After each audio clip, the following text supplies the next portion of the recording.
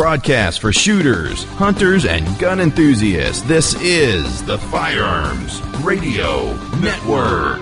The bandwidth for this episode of Gun Guy Radio is sponsored by Patriot Patch Company. PatriotPatch.co. Testing 1, 2, 3. Worst case, I'm going to try these instead of there. I'm going to try them here. How about now? Hello? Hello? Oh, I can hear you now. Oh, thank God. Okay. Okay. Hold on. This is going to be terrible. Are people actually going to listen to this? Yeah, they'll listen. I mean, I'll edit it down to like 2 minutes and like, hey, how are you doing? Goodbye.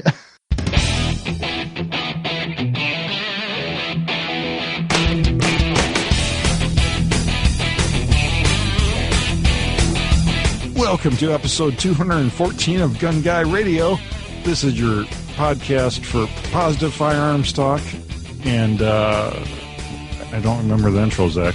I don't either. Do they still... The Gun Guy Radio is sunsetted, right?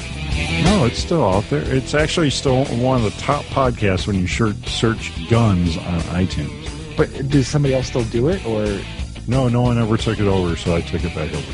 So you're still doing it constantly? No, I stopped for like 2-3 years. So how is it still the number one if people search for it? I don't know. iTunes puts it in the search results. I don't know. Wow. Ask iTunes. You should market yourself as an SEO specialist. And make I didn't say it's the number one. It's just up in the search results if you search gun in iTunes. I know if you search Zack Carlson and gun, I think it shows up quite a bit. For Gun Guy Radio? Yeah. Well, what other podcast would have Zack Carlson in the title? Well, I guess you're on Fat to Fit. Yeah, Fat to Fit. That was a... we should resurrect that one. Is what the one that we should resurrect. Let me see. I'm going to say Zack Carlson gun. What do I get? I get, I get my writing articles and... Oh, wait, is this Google, not iTunes? Yeah, I'm sorry. Okay, I'm talking about Google. All right. But then it's right there on the first page, Gun Guy Radio. Yeah. It's on OutdoorHub.com. Did you do some deal with Outdoor Hub? They used to maybe post our stuff, or I don't have any idea. I don't know anything. Is this the intro, or are you going to redo the intro because we just totally butchered it? This is the butchered intro. This is episode 214. We're back after 3 years, something. Well, this reunion almost makes me want to get Carol involved and do a reunion on Fat to Fit. Right? She'll just cry because we're such fat bastards. I mean, actually, you look pretty good, but I'm a fat bastard. I've lost like 60-ish pounds. You go on and off the wagon, but I need another 50 out, and then I'll be good. But you always had that 50, so I mean, why fight it? Yeah, that's how I ended up at 300. Well, quit multiplying it. Wow, that's trouble too. I just like McDonald's ice cream. Yuck. What? You don't like McDonald's ice cream? Oh, that's so gross. What are you talking about? It's like the creamiest, deliciousest ice cream out there. Oh, my gosh. That's so nasty. What are you trying to tell me? Who do you like, Culver's? Culver's custard isn't bad. Who's your favorite ice cream that's a national chain that I can get out here? I don't know what you can get out there. National chains. I don't get Culver's, and I don't get Portillo's and all those, but I don't do a lot of like drive through or drive up to ice creams. I like a lot of the Blue Bunny ice cream from the grocery store. Yeah, but then you got to scoop it yourself. Yeah, but it's like a eighth the cost. You can eat so much more. Yeah, but you cheap bastard. You just got to go to the drive-thru, and some teenage kid that's being paid way too much money for not working at all is giving you it through the window. Yeah, I don't hardly ever drive through places anymore because I work from home. So there's that. I do Walmart pickups. And I do grocery delivery for I'm just a fat bastard that sits at home and orders stuff in and eats all day. And you yell at your wife to bring you some more cheesy poofs and stuff? Yeah. Where are the Cheetos at? Okay, I guess I'm lost because you don't do this anymore, right? No, I haven't done this for like almost 2 years. So why now? Or what are you doing? I don't know. I figured I should do something. I still get notes from old listeners saying, miss you on, this and that show, and making this big transition, and, it's somewhat gun related. So, and you made the transition too. Yeah, wait, what's your transition? Oh, wait, we're not talking about the surgery? Maybe we are. I thought those were implants I'm looking at. I guess not. No, moving out of state, moving out of Illinois. Are you actually doing it? Actually doing it, yeah. When? I have the lease. Our lease is up end of May, so before June 1st. And where'd you go? Where are you going? South Dakota. Are you going to South Dakota? Well, this is all news to me. You didn't say. You don't tell me anything. You never talk to me anymore, so I don't know. We never talk anymore. Well, that's another. That's another reason I thought this might be a good episode, because we have to catch up, and we both have been super busy with new stuff, and kind of lost touch a little bit. So, where in South Dakota? The Sioux Falls area. You know Caleb Giddings. Remember Caleb, right? Yeah, we had him on the show. Yeah. Yeah, he used to live there. Okay. Yeah, he said Sioux Falls is pretty hipstery actually for South Dakota standards. I think you'll be interested in your move, what kind of stores you're going to be accustomed to, because the things I've seen by Sioux Falls is like hipstery, like newer stuff. I don't understand where the hipster thing's coming from. I don't. Caleb and his wife of the time moved to Sioux Falls, and everything they posted on social media was like wine bars and that's because I would go to wine bars. Yeah. Funny enough, Sioux Falls actually has our favorite grocery store is Hy-Vee. They have Hy-Vee stores out there, and that's about all I need. I mean, Walmart, Hy-Vee, Tractor Supply, Fleet Farm, which is better than our Farm and Fleet because they have guns. Win. I mean, I looked into all the stores and stuff like that. Well, besides, you get 99% of stuff from Amazon. So yeah, I got to start working on you to talk you out of Walmart. Like, you got to get out of Walmart. I don't go in. I do pickups. That's even worse. You're still supporting them, and then they don't need all the overhead. Oh my God, are you an anti-Walmart person? I'm not an anti-Walmart person. I'm an anti-people that shop at Walmart people. Like, I'm serious. My wife and I would used to go there, and we would go in, and after we got out of there, we would one day finally. Okay, I'll tell you the breaking point at Walmart for us. We were in line in a check stand, and I look over, and there's this guy in a wife beater with tucked in a pair of pants, wearing a XD on a outside the waistband holster, and he had a ponytail, slicked back ponytail, and he had arm tattoos, and he looked like the most. I'm trying not to judge people, but he just looked like a degenerate. And I'm the grumpy old man. And my wife and I both got out of the store, and I looked over and I go, "We're better than this, right?" And she looked at me and goes, "Yeah, I think we're better than this." And I'm like, you know what? I don't care if it's cheaper. Let's not. No, I totally agree. I tell my wife to never shop at Walmart. Whenever she's like, "I got to go to Walmart," I'm like, "No, go to Target." Because, it's the worst common denominator of shops at Walmart. That's why I do pickups. But it's still like you're still part of the machine. I don't care. I get the best price. I drive up. They load the stuff in the back. I drive away.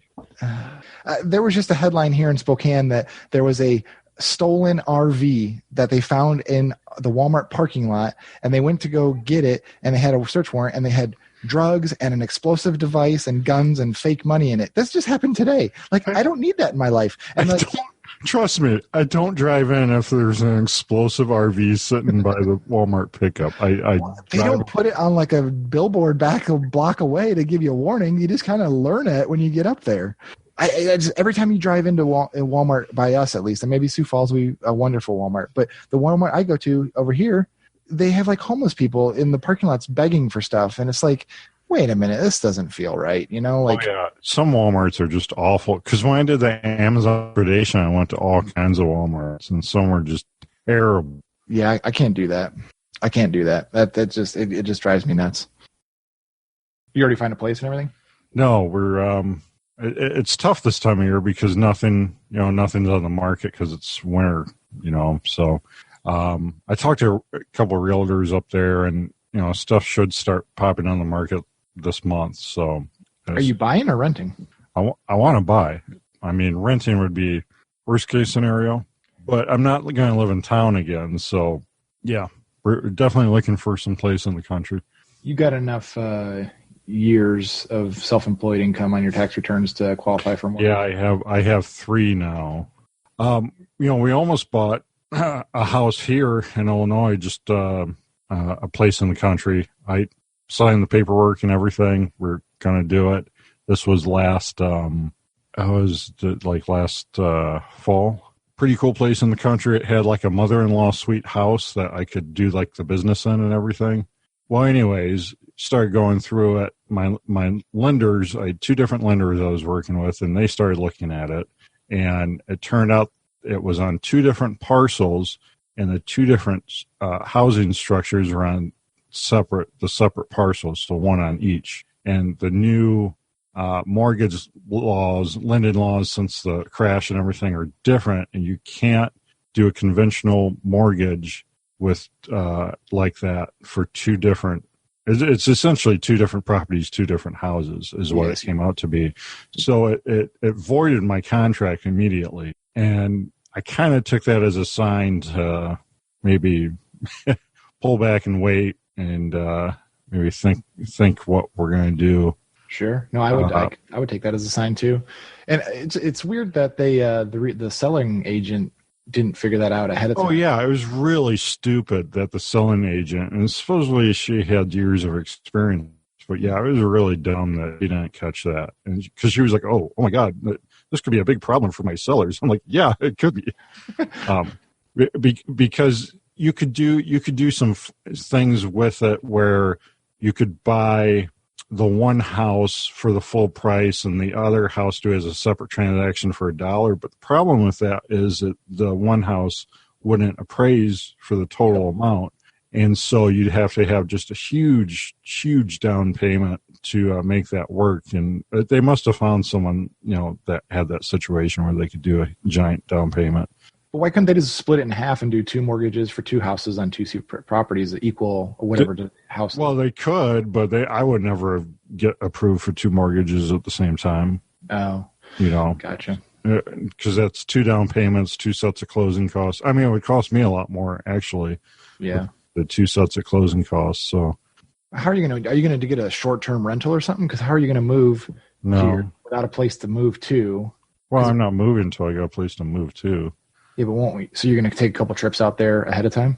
So yeah, as soon as a desirable place comes on the market, I'm going to shoot up there and look at that place and a few other places. And if one, seems like the right one, I'm going to sign the papers, do, the earnest money and get the ball rolling. Because, I mean, this is, we're recording this March 1st. So actually my goal is to be moved up there before May 1st. To not be a typical mortgage is like 45 days. Well, 30 days. The one we did here is exactly 30 days. So yeah, that's assuming everything goes smoothly. That's why they average 45. Well, up here at least. I'm not going to speak for South Dakota, but up here average is about 45 when I was doing it. Yeah. Well, that's cool. For over a year, we were looking at Tennessee and Missouri. It was like between those 2 because we had ever since before we got married, we're going to be married like 17 years this November. We had talked about Missouri. And so Missouri is a pretty conservative state. We're looking to move for a few reasons. More conservative state because Illinois just keeps going farther and farther, left and, bigger government. I mean, less freedom is what it amounts to in my mind. Gun rights are being challenged right now in Illinois, and so you don't want a state that's good on gun rights. And so like Missouri and Tennessee check both those boxes. And Tennessee, I don't know. Like Tennessee is really cool. I enjoyed my time there, going there for the NRA show in Nashville. And I drove down through there to the NRA show in Atlanta. And it's a beautiful state. Tennessee's awesome. But I'm just afraid a lot of the parts of the state are just a little too hillbilly. Very hillbilly. It's very humid. Humidity down there is terrible. Yeah. And it's a bunch of hillbillies. But the only thing that Tennessee has going for it versus South Dakota would be that it's a temperate climate throughout the year, pretty much. Right. Yeah, it does have that going for it. I mean, it's got a lot of things going for it. No income tax in Tennessee, but they have a super high sales tax. But high to you? It's like 9.510. And but it's got really low property taxes. Of all the states I looked at, Tennessee's got about the lowest property taxes. Anything compared to Illinois is low. Well, that's the thing. The house we almost bought, property taxes on that were like $7,400 a year. Good God. Yeah. And it's getting worse and worse. I mean, I've looked at other houses around here, and they're like 8, 9, 10,000 a year, and we're like in the far out. I don't even really consider ourselves a Chicago suburb, but like I used to think like the Chicago suburbs are crazy for property taxes, but it's getting crazy out here too. Just every time it comes up to vote, it seems like people vote in those higher taxes and they never go away. I don't know what people are thinking. For the children. Well, that's it. Well, that's why all these marijuana laws are passing, because they're doing these taxes are for the children. And like people are like, well, I'm against pot, but it's for the children. Because Missouri passed, the Bible Belt's starting to pass marijuana laws. So yeah, that's surprising. I mean, when that happens, I mean, the whole nation's going to go sooner or later. Anyways, so back to Missouri, Tennessee. So I was looking at those, for over a year, and some really cool places came on the market for both places. Like I could go either way. But, the more and more I really got into it, I'm like, taxation is theft. I mean, I just hate paying taxes. I had to pay so much to Illinois this year. I had to write them a giant check this year.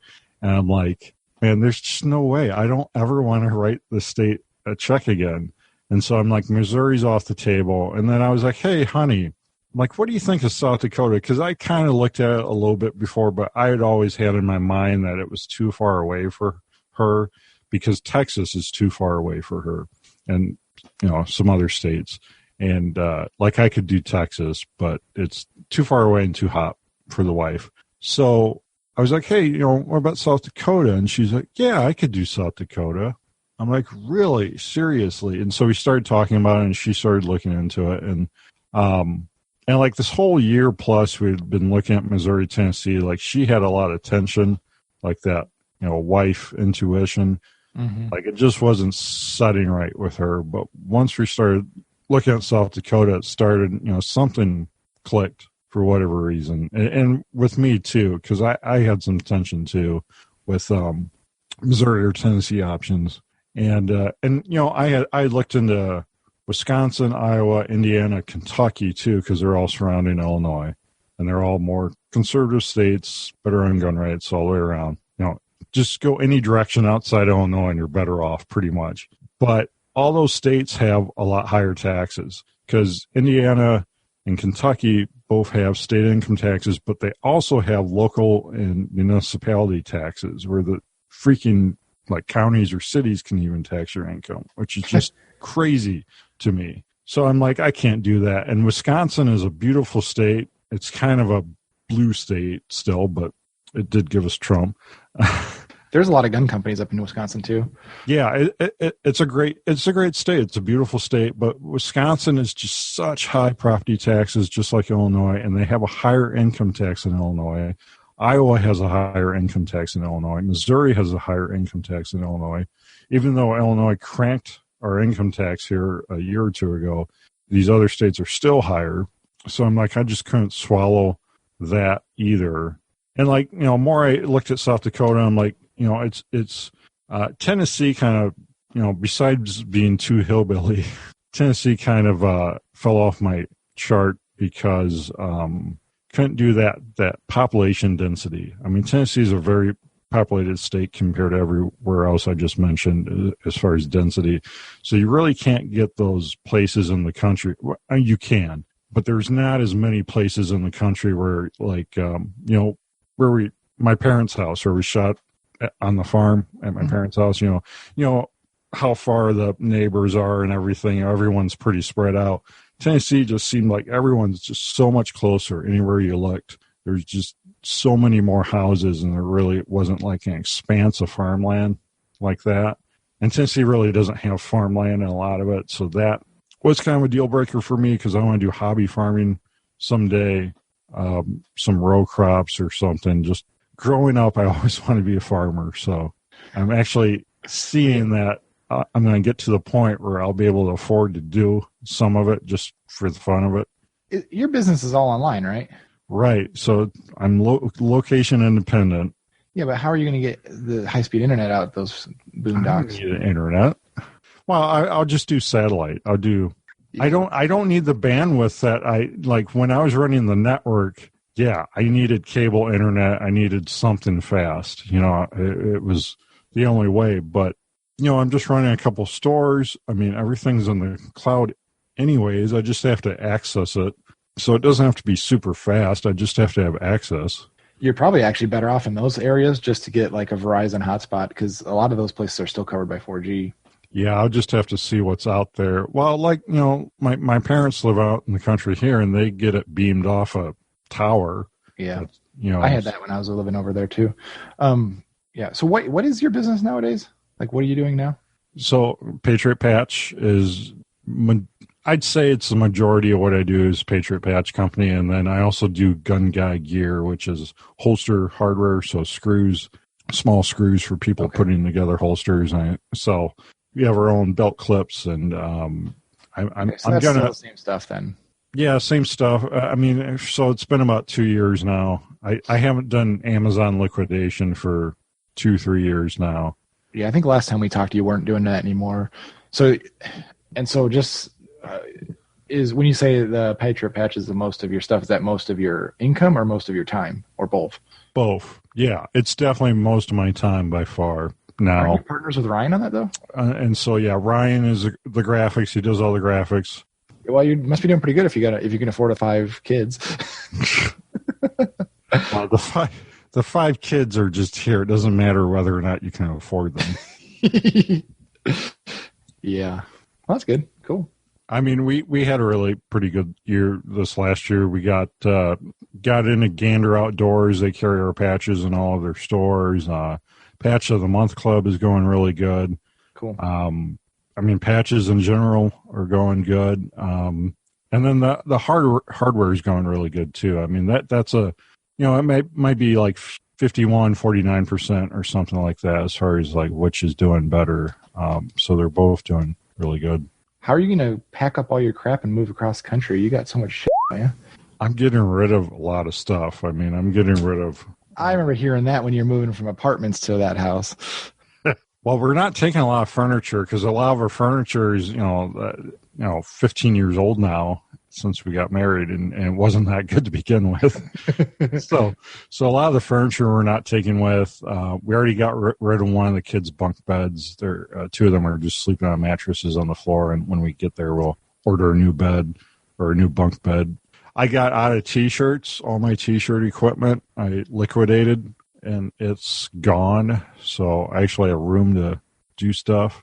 Oh, I didn't know you were making them yourself. I thought everything was made off site. Yeah, last year and a half I've been making them myself. I had a local guy making them before that. I ran the numbers on the T-shirts this last fall. That's when I decided to get out of them because our overall business, only 4% was T-shirts as far as dollar amount or sales or whatever. And I'm like, it's just not worth it.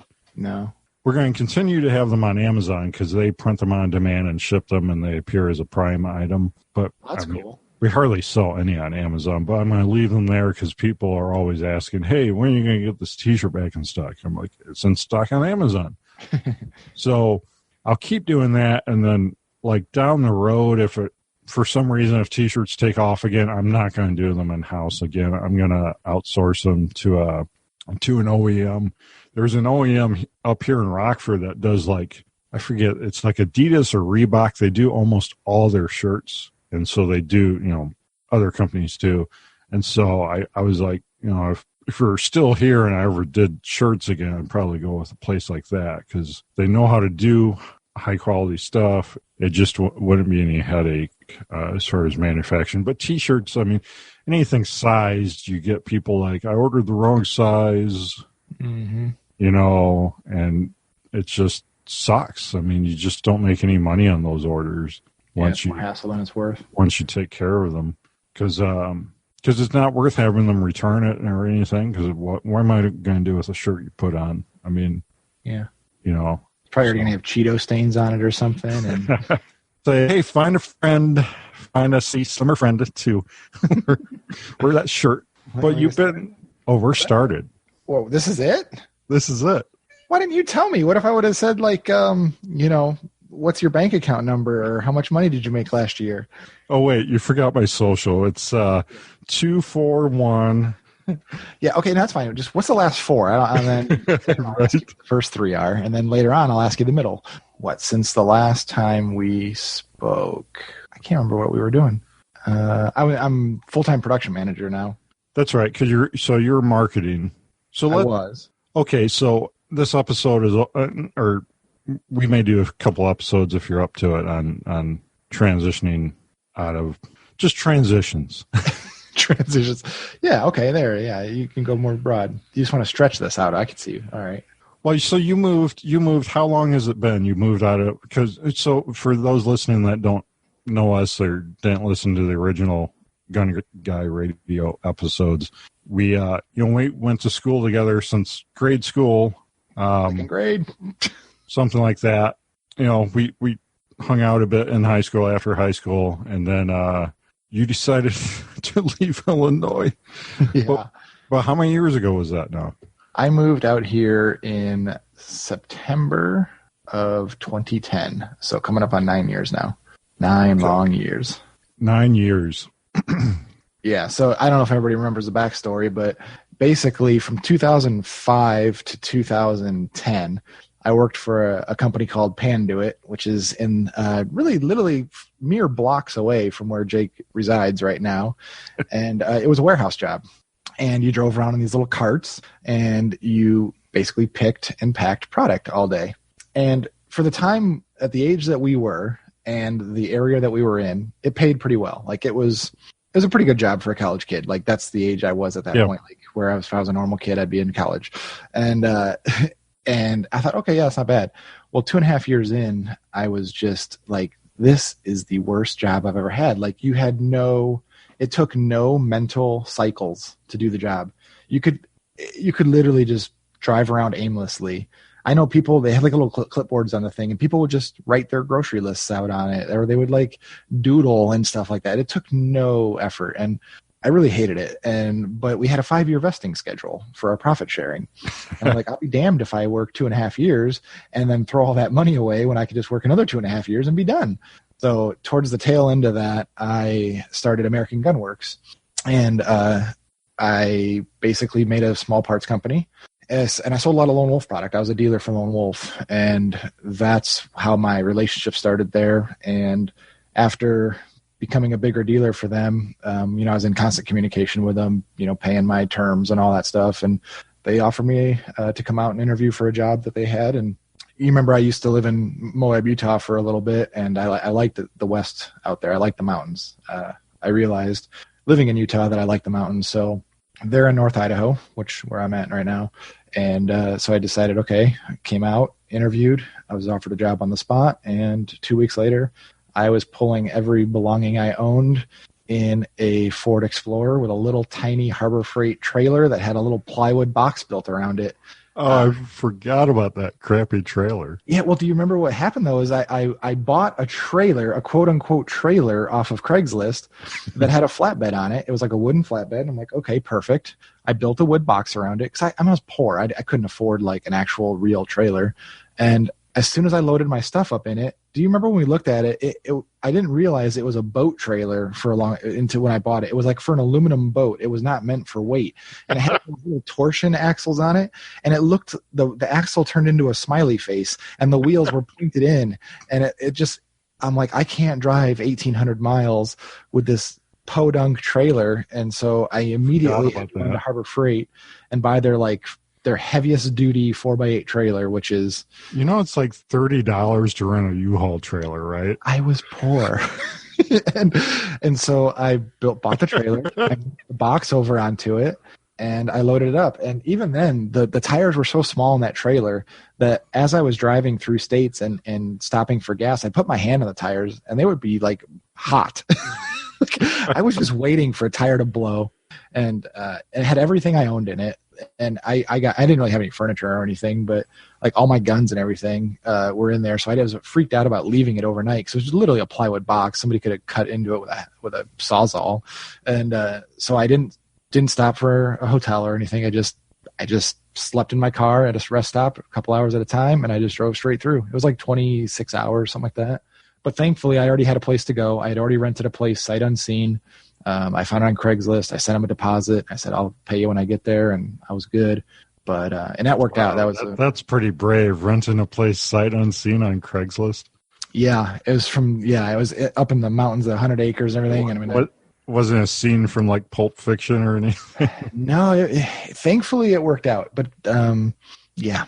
So wait, I want to backtrack. So you want to keep this in the show when you were telling everybody in Tennessee is hillbillies? What? I didn't say that. Oh, you're going to edit out already cut that out. Okay. So for the record, Jake thinks everybody lives in Tennessee as hillbillies. All right. I got you. All right. I didn't say everybody. I just said that it has places with concentrations of yeah. I'm pretty sure you said the overwhelming majority of the population was a bunch of hillbillies that you couldn't stand to be around. Lies. I'm pretty sure that's what you said. Okay. But anyways, so yeah, so I've been here since then, and I've really settled down, gotten married, got kids, all that kind of stuff, and bought a house, and I don't ever want to move back. Ever. Why? Why don't you want to move back? All your family's in like pretty much a condensed area here, immediate family. One town. Yes. One town of like 50 people. Yeah, and they're like 10% of the population of the one town, yes. And funny enough, my wife is from that same town. Your wife is a neighbor of mine, my family. They're kitty corner. They're literally across the street and over one. So yeah, they're part of the craziness. Yeah. So you escaped Illinois. What at that time it was really just for employment, though. You weren't really thinking. Maybe you were. Were you thinking gun rights and stuff like that, or taxes, or? Well, you got to remember at that time we didn't have, I shouldn't say we. You didn't have concealed carry in Illinois. Like there was nothing. Like you had to be.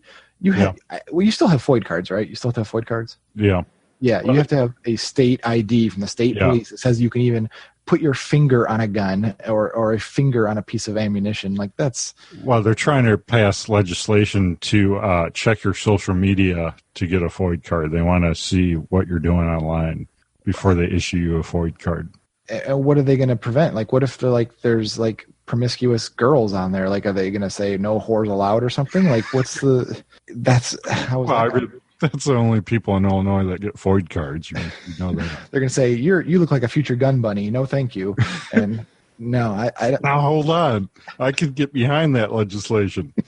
No more prevent future gun bunnies. I mean, see, that's how they get you. They get you. They just start to crack in the wedge in the industry there. It's for the children. Yeah, it's for the children. I guess I was taking it as I knew I wanted to get out. And really you can say it was employment, but really the way I approached it, I had my quote unquote own business during that time. And I could have stuck it out and grown it like you've done with your businesses. But I looked at it as, okay, I can go work for a company that has a bankroll that I'll never have. And I can accomplish things that I've wanted to do instantly just by, saying the word instead of having to save up for it, plan for it, and maybe do it, maybe not. So I kind of looked at it as more of an opportunity, and it has. It's been great. It's opened up so many doors for me in the industry. I've known so many people now. I love it. I love the industry. But yeah, that was my main reason. But I don't know. I never enjoyed the weather in Illinois. It's got the extreme of extremes on both ends. The roads are terrible. Yeah. You can't even drive anywhere without paying toll roads, and I don't enjoy it like other people do, I guess. But every time we come back for trips to see the family or anything, and just like I get kind of depressed. I don't know how to explain it. Welcome to Illinois. Yeah, and it doesn't help that I have to fly into Midway because I usually fly Southwest, and Midway that's is the worst. Basically, and you're driving through, what is it? Is that Cicero over there? Yeah. Mm-hmm. Yeah. You're driving through just a total ghetto. Yeah. To get back to the interstate, and everybody's driving. Like I thought I was an aggressive driver, but man, times I've been there, I just feel like I'm going to get run off the road. And I'm like, I'm not a pussyfoot driving or anything. And it's that's how I feel driving in Houston. Everyone is Houston is crazy. insane. Yeah, they're a whole nother level. I remember driving with you in Houston, and you scared the crap out of me, because the problem with Houston is you're driving 75 miles an hour, and then there's basically no exit ramp. It's just like a right turn off there into a 25 mile an hour zone, and it's insanity. I don't know how people do it down there, but I may have almost hit a barrier. Yeah, I did. Yes, I remember that. I don't know. It just I go back there, and I love my family and everything, and but I don't get their fascination with it. I wonder, is like, do they really enjoy living there, or do they just not think there's another option? Well, I mean, I think people get used to settling for the status quo and lots of areas of their life. If it wasn't for how I see Illinois going down a bad path for gun rights and stuff, I mean, we almost bought a place here last year, which I'm glad we didn't at this point, because we have a new governor that will sign anything anti-gun that comes across his desk. And I should have known it was just a matter of time for that for Illinois. We're seeing what happened in California has been happening, and New York, and Illinois is no different, which is really sad, because Illinois, I mean, I think it's a really great state for the most part. If you cut out like Chicago and most of the suburbs, I mean, Illinois is just like Indiana or Iowa, it's a good Midwestern state. I was gonna say, is that a sales pitch? Because I'm thinking, okay. If you have a good income and good job, and all your family's here, that's what that and fills most people's needs, and they just stay put.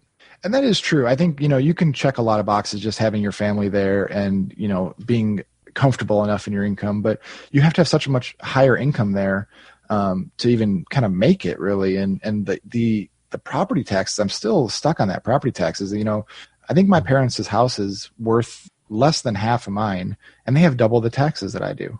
It's like, it doesn't, and you would say, oh, well, maybe it's the services that you get and everything. The services where they live. There's nothing there. Right. You don't get any, it's just flushed down the toilet, all that money. Yeah. Yeah, where's it going, and what is it doing? Is it for what? And how many of the last governors are in jail right now? Like, at least two of them. Yeah, exactly. out of three.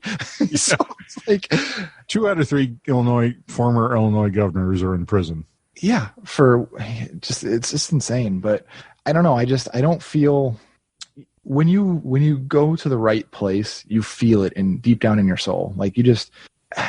It's, I don't know how to explain it. The whole popular meme culture now is spark joy, the whole tidying up thing. But it's true. Like, if it doesn't, then why are you there? Like, if you have an option, why take the bad road? Yeah, I don't know. I mean, it's not just with where you live, but like, look at the jobs people have. So many people work jobs they just hate. I mean, I did, you did. And people feel like they get trapped into them, and you kind of did that to an extent because you were vested at 5 years. You're like, my God, I keep doing this. And there's people that are like 40 years old. They're like, well, I can retire in 16 years or whatever. I'm like, well, that's a long time. It's a long time to be working, doing something you aren't crazy about.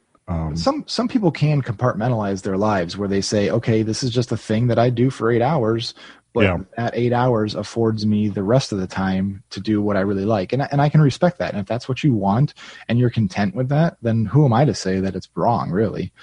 And I did that for years and years. I worked 13 plus years at the post office, and many of those first years I tried to compartmentalize it and do other stuff I like to do, but at the end of the day, I'm just too much of an entrepreneur to stay put with that.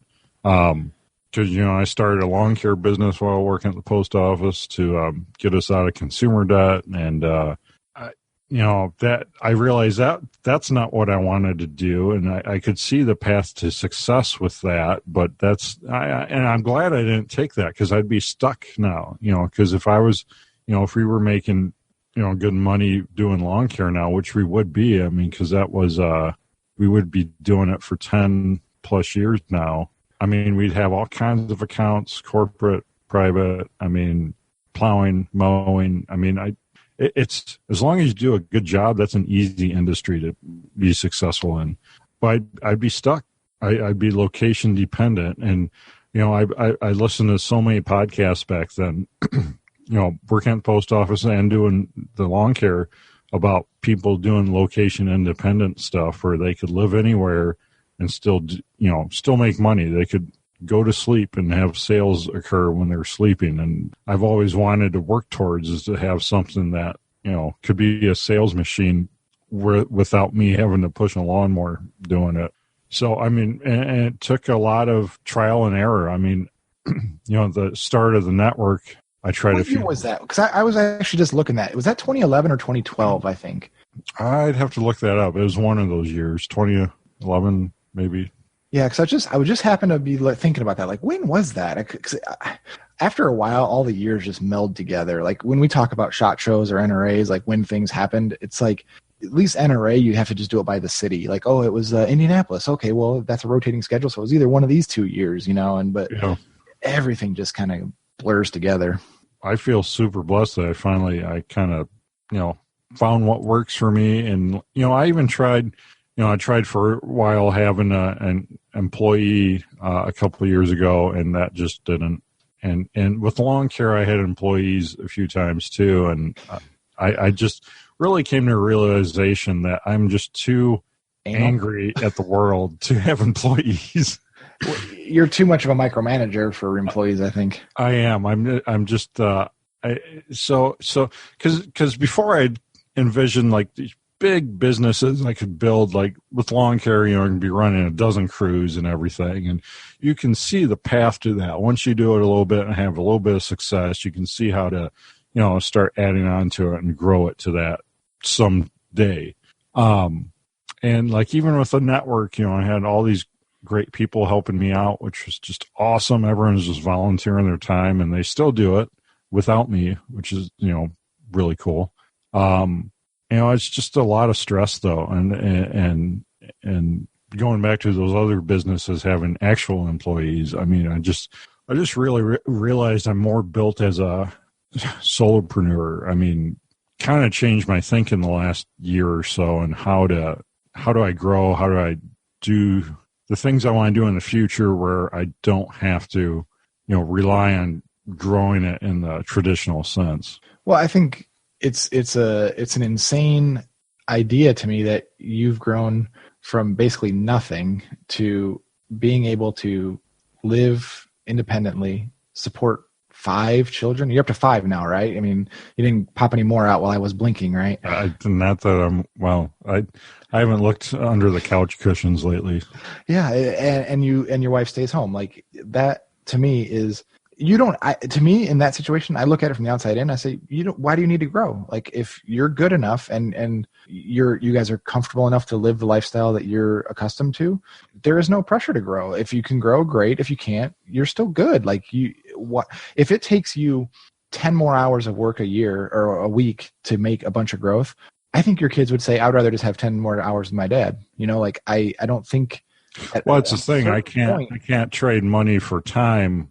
You can only do that up to a certain point. So I have to also realize what, to do this, what do I have to stop doing? Doing the T-shirts was one thing I, stopped doing. It's either be a solopreneur or get to the point where I hire one like general manager to do absolutely everything. Like I'm not there at all because I can't be there because I will ruin everything if I'm there. It either goes great if I'm there 100% of the time and no one else is there, or it's great if someone else is there and I'm not there 100% of the time.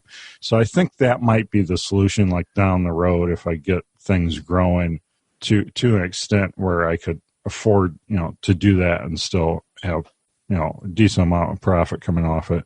Because I don't know. I mean, because I don't know that this is going to be forever. I mean, I like to think, what I'm doing could go on for, until I retire, but I mean, are people going to still be buying patches, 20, 30 years from now? You're not going to be doing patches forever. Like that's the thing is you are an entrepreneur. You are not a patch guy.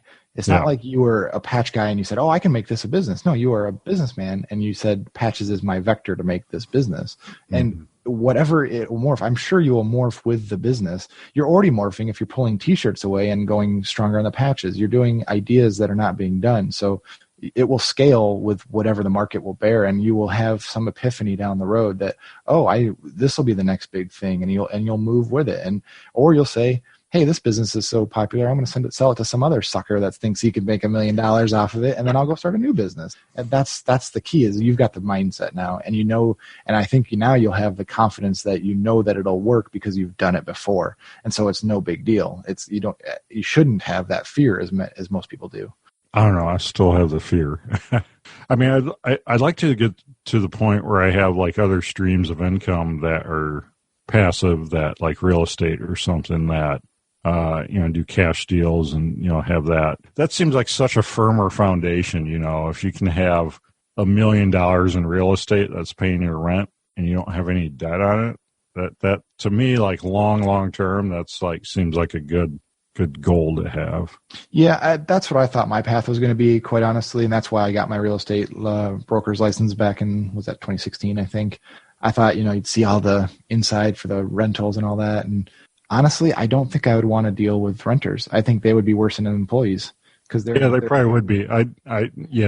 So that's a well. And I was an apartment manager for a long time, and I hated that, breaking up parties and calling the cops on people. And you were like a professional wet blanket. I was such an asshole.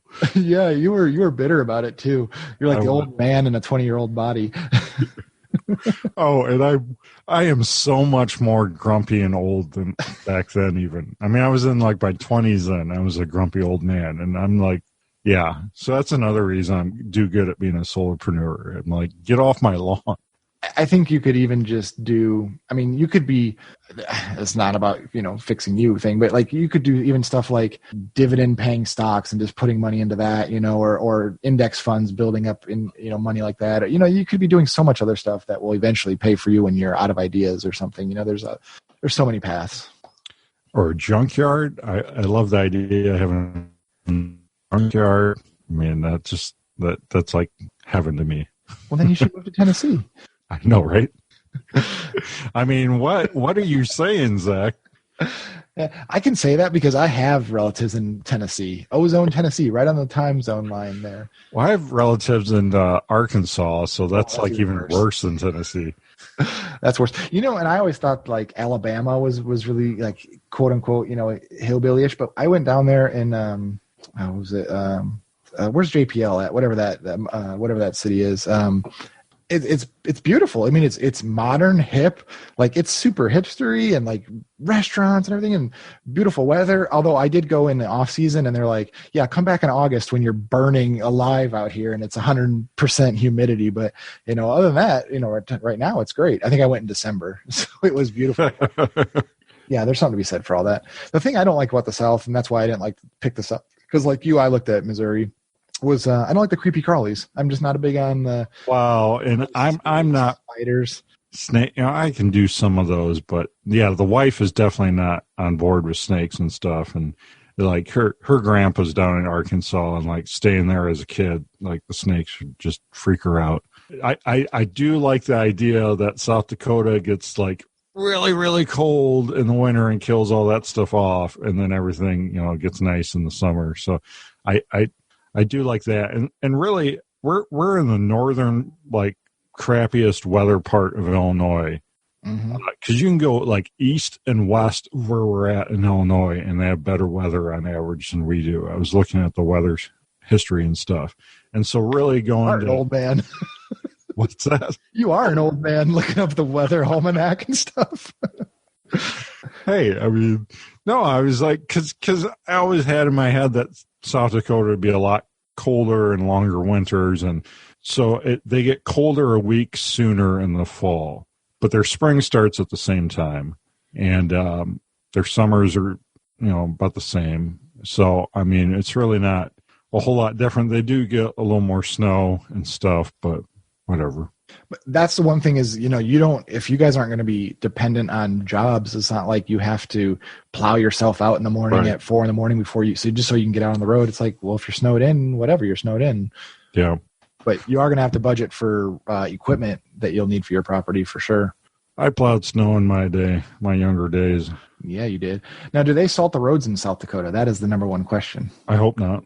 Yeah, because I still laugh every time I come out to Illinois and I see these trucks that you own. You've got like a junkyard of your own, and they're like mid 2000s. Something like, what's your trucks? Like 2010, something like that, 2008, whatever the trucks are. And they're just, you look at the rocker panels, and I could see the inside of the rockers, and it's like, that is insane to me. Like, how can people afford to buy? It's really bad. Well, it's really bad. Even in the suburbs, it's worse because they use all that. They don't use real salt. They use that synthetic liquid stuff, and that eats it way faster. It's just crazy how people can afford brand new, newer cars that are just disintegrating before their eyes. Yeah, that's the one thing that's cool about living out here is that you see old cars that are like mint. Like where you see like a 1985 Corolla, like it looks like it's factory fresh. It's like, how does this even happen? Like it's mind boggling to me living in Illinois for so long. Yeah, I can't wait to get vehicles that aren't completely awful and terrible because of the salt. I mean, because I want to drive older stuff. I love older stuff, and when I'm dreaming and looking on Craigslist and searching all the states, a lot of times stuff comes up in Washington because it might have some moss on it, but otherwise it looks great. Well, do you remember when I had that? So I had a 96 Explorer? So I bought a nice Explorer back in the day, and then few weeks later, Jake was so jealous that he had to buy an Explorer. But no, you have the XLT. Oh, okay. Well, I need to get the Eddie Bauer version, and so he had to one up me on everything. But all-wheel drive. Was it? No, it was just mine was an XLT all-wheel drive V8 5.0. Oh, did I get the Eddie Bauer? Yeah. Yeah, you got the Eddie Bauer with the 5.0. No. It was Platinum. Oh, Platinum, whatever. Yeah, you had to get the fancy one. But I took that thing and I brought it here, and the power steering rack went out on it. And I didn't have any tools here at the time or anything, so I took it to a shop, and he called me a couple hours in and says, "Where'd this truck come from?" And I'm like, "Illinois." He goes, "I will do this for you, but I'm never working on this vehicle again." Just because the undercarriage was so rusted together, just the regular bolts. Like, it didn't rust through, but every bolt just fights you. And that's just one. I won't be able to make a living out here. Yeah, exactly. You should almost just sell all your vehicles while you're in Illinois, because nobody's going to want them when you get to South. I thought about it. I might sell my Suburban because I really am not crazy about it at all. So I'll have to see. The Suburban might go, but I don't know. I might just turn it into a lawn ornament. And you call the Tennesseans hillbillies. All right. Hey, there's nothing wrong with having some vehicles out back to look at or out front. See, that's one of my biggest pet peeves, because there's a lot of people around here that just have, they're living in trailers or like they got nothing to show for it, but they got like them people in trailers. Here we go. But they have more money in vehicles than they do in homes, and none of it is appreciating in value. And it's just like, how can you afford to do this? Like, even a junk car is what, $500 or something? Like, how much are these vehicles worth? Yeah. Well, it's a nice lawn ornament. People pay that much for swans and stuff. Why not have something interesting? I guess, if Hey, I'm all about the old junk now. I did the first Illinois Gambler 500. Do you still have that vehicle? No, it's funny. You sold it to somebody in Tennessee? No. I sold it to a man of a certain ethnicity from Chicago that actually took all the pieces and was going to weld it back together. Are you serious? Yeah. Serious. Wow. Was he a Mexican? What? Why? Yes, because they can do anything. Wow. You see, because you cut the roof off of that, didn't you? Yeah, he cut the roof off. He took the roof and was going to weld it back on. Oh, I would have loved to call me a year later and say, "Hey, how'd that all work out for you?" Right. Well, I think it probably ended up as a lawn ornament, honestly, but wow, that's another story for another day. Anyway, yeah. So what kind of vehicles do you have to do? What's your escape plan? How many vehicles do you have that you have to take? I only have mine and hers, so What are they, both Suburbans or what? No, she got a 2006 Honda Odyssey. Oh, that's right. I remember it was with relative or something that had that, right? Yeah, we got it for like $800. Some super awesome deal that they gave us. So I don't know. She had talked about doing a minivan or trying a minivan, and she's probably never doing a minivan again. Why? So it's just too small compared to a Suburban. You know what she wants? She wants one of those big Nissan vans that you can do like any seat configuration in them you want. So she wants like an older, like a conversion van style, not a minivan style. Right. I mean, they're not really conversion vans. They're kind of like the like a utility van almost. Like the American Pickers van, but with seats in it, whatever you call it. Oh, that's not a Nissan. That's a Mercedes. Well, I think they drive a Ford now, but yeah, that style van, full-size van. I don't know what you... Yeah, I think they're called Sprinters. We just went to Vegas, and the tour buses that we took to go kayaking and stuff, they picked us up in a van like that, and you could stand up in them, which is really nice. Well, so Nissan makes one, and they're like super popular with big families because they have better seating configurations and everything in them. Huh. What are you going to do when you live out in the boonies? Well, what do you mean? What am I going to do with a minivan or a big conversion van that's 2-wheel drive? It'll be like we're always going to have a Suburban. Well, I mean, I may sell this one before we go, but I'll be buying one the end of the year. So, I'd really like to get eventually a little ways down the road, get a 2015 or newer Suburban, because that's the newest gen, and I really like those. I don't like basically the Suburbans from 2000 to 2014. I don't like those two generations, and I actually have a 2001 right now. So I'd either like an older one than that or a newer one than that. I think you should probably go newer if they're almost as old as your marriage.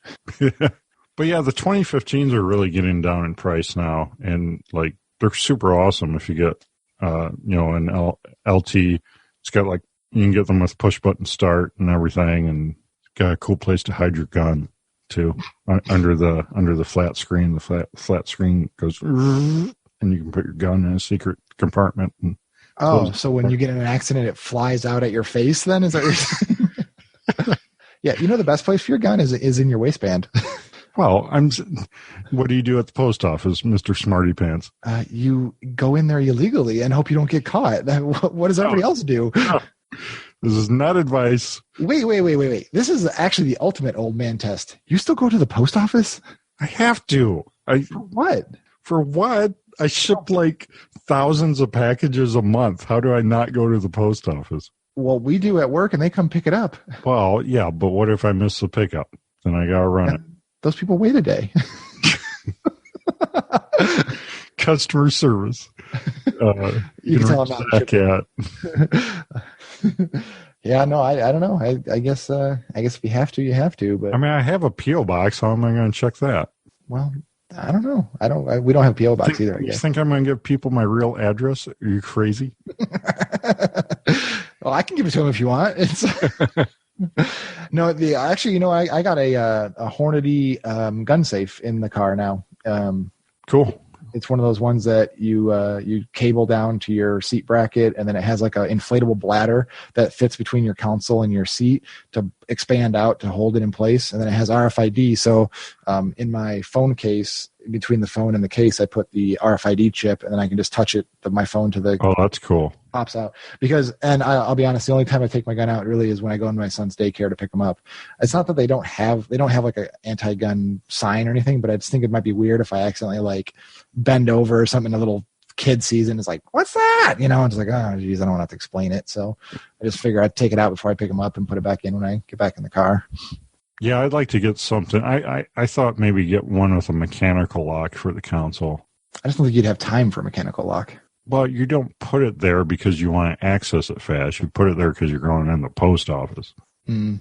That's my mind. Because, I never take it off in the vehicle unless I have to go into someplace I can't go in. So, so are you have you already gotten your South Dakota permit or anything? Did you get a non-resident or anything? Oh, they just passed constitutional carry. I don't need no stinking permit. Is that concealed too then? Yeah, open and concealed. Cool. Well, I guess. Well, I have a Florida permit. Oh, do you? Okay, because I was just looking at we at work we took the class. We did a company team building thing, where you go to do a shooting class for the Utah enhanced permit. And so I was looking at it today, and I thought maybe for some stroke of luck that Illinois would be one of the states that honors that. No, they don't. And I look and I was like, yeah, no, apparently nobody. They don't honor anybody's permit, so they don't. I thought it might be worth it just so when I go home. They don't, because you didn't let them look at your social media accounts. I bet if you let them do that, they let you carry it in Illinois. Yeah. What did you have to do to get yours? Is it pretty bad? It's 16 hours of training, so 2 days of training, and other than that, it's not. It's a big fee. It's like $300 and some dollars. Good God. Do you have yours? Yeah, it's pretty ridiculous. I've had mine for years. Mine actually expires. So get this, my Ford and my Carry expire the end of this year. So that's kind of a sign that, hey, moving out of the state, don't need to renew those. So what is your landlord going to do with the house? Is he just going to keep it? He's selling it, yeah. Oh, that's good. Yeah, I don't know if listeners know that I used to live in that house too before you lived in it with the actual owner of the house. We used to live there, and then I left, and then you came in, and now you've been there for been scrubbing Zach off the house all these years. Yeah. Well, you've been there 10 years now, probably. Yeah, about 10 years. Yeah. So you paid a third of his whole mortgage completely. I know. I couldn't buy though until this point, though. I mean, we could have bought sooner if I didn't quit the post office, but that ship sailed. So, well, I'm glad we didn't, because I'd have to. I mean, if we decided that alternative scenario, if we decided to move out of state, I'd have to worry about selling a stupid house. So I don't know. I'm at peace with it. I mean, it was a long time renting, but I got years and years of free rent before that at the apartments working there. So, I mean, it kind of balances out. Yeah, we didn't buy this house until 2014. And in hindsight, I probably would have bought one a lot earlier, because the market's gone so crazy that I would have been made out like a bandit. And actually, we've looked at, selling this one and upgrading or whatever. But I honestly don't know if I could afford a nicer house, because it's just, they're so expensive now. And I don't want that mortgage payment. I mean, it's insane already. They are. Yeah, they're insane. A lot of places I looked. So yeah, that's something I want to get paid off as quickly as possible. So I guess, what are people listening for? What do they want to know by this episode? Do they want to know, are we supposed to be inspiring people to leave our crappy situations, or are we just blabbering on about our own situations? They're just listening to the Zack and Jake show. And okay, so we're trying to put them to sleep. This is like a sleep app thing? Oh, completely. Yeah, you don't even need to set the timer. You'll be out. We're just catching up, being real, being authentic. I would hope people just think of if something is nagging at them internally, that's a sign that you need to follow that. Like, if you're not happy, there's a signal there, and you got to figure out what is that's not happy with you and go for it. Yeah, don't be afraid to break out of the status quo. I mean, this isn't for everyone. I'm not saying, hey, if you're a gun lover, or if you're a pro 2A, you should be leaving Illinois, you should be leaving California. I'm not going to say that. It's totally up to you, and there is a lot of validity in standing and fighting and, joining the state organizations and keeping the anti-gun spreading all over the place. But I mean, for me, it's several reasons I'm moving. It's not just the 2A thing. Just overall, I want more freedom. So, and I feel like a state like South Dakota or Missouri or Tennessee, any of those, really any other state touching Illinois, like I say, gives you more freedom. But it's kind of a sad state of affairs, because in reality, this will never be able to be done. But in theory, if nobody left the states and we got more people into the state that were gun, they could turn that tide legislatively. But it's such a hard proposition for people to do it. I mean, you get burnt out on the whole idea. But have you ever been to California? No. Mm-mm. California is amazing. It's awesome. I mean, it is freaking awesome. Oh yeah, like all the off-road shows I watch are out there and stuff, and Greg from Tactical Paradise, he lives out there, and it does sound amazing. The climate is great, and The national parks and everything out there are just amazing. You get all the different areas that you can within a couple hours. You have every type of geographic, or what do they call that, geology or whatever type. Right. You can go surfing and skiing in the same day, and it's amazing. But it's just it's the culture that is just the people like us that just don't feel like we belong there. But really, if you all mass migrated to the place, it would take a few years, but you could probably make some sort of change there. But I don't know. I mean, so many gun owners just don't vote or do anything. That's a damn shame just in general. But do you know how many, like, our number one customer base is California at work? Like, that's where we ship the most amount of orders. Well, for the network, that's the number one listening state. Yeah. I mean, there's people there that like it. It's just that they're not, they're still the minority, even though they are strong in numbers. But imagine if people just mass migrated there and tried to change it. I don't know how you'd ever even do that, but man, it would be, you could change it. Yeah, I don't know. I don't want to get all political. This is Gun Guy Radio. It's supposed to be politics free, but warning, there will be some politics. You brought it up. Yeah. Well, I mean, well, that's one of the main reasons you're leaving, right? I mean, yeah, I mean, it can't really avoid it.